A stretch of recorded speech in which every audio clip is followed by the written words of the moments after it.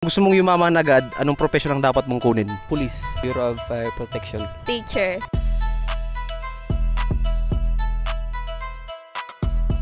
I am Jojo Iganya Jr. Sir, kung gusto mong yumaman agad, anong profesyon ang dapat mong kunin? My profession, ang dapat mong kunin, the Doctor of Medicine. Bakit po? Kasi para makatulong sa mga bata at saka yung mga matatanda at magandang buhay yan. Magandang Doctor of Medicine para sa akin. J. Nicole. Ma'am, kung gusto mong yumaman agad, anong profesyon ang dapat mong kunin? Teacher. Bakit po teacher? Hinakot sweldo. Friend ni Ann Hiosa. Jeremy. Ma'am, kung gusto mong yumaman agad, anong profesyon ang dapat mong kunin? Attorney. Bakit po?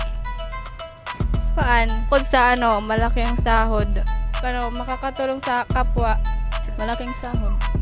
Tapos, yes sir, about law. Tapos, damot mabuligan. Ano name ni ma'am? Jandy po. Ma'am, kung gusto mong yumaman agad, anong profesyon ang dapat mong kunin? Nursing. Bakit po? Kasi gusto kong makatulong ng ibang tao. Ikalipara. Sir, kung gusto mong yumaman agad, anong profesyon ang dapat mong kunin? Manager.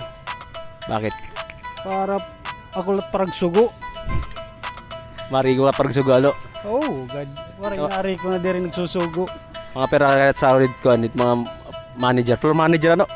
Oo, bisa na manager. Yeah. Manager. Pera at sahod dada.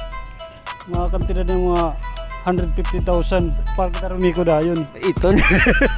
Ano name ni sir? Jade po.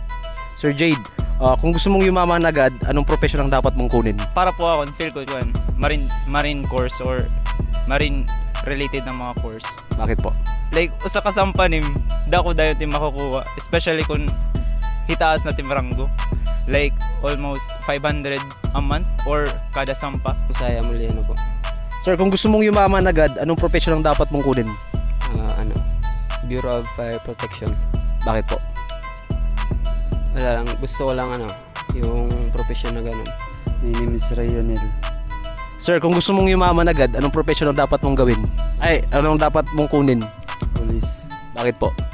Kasi baka ko nung mga baka wali ako ng drug lord dito.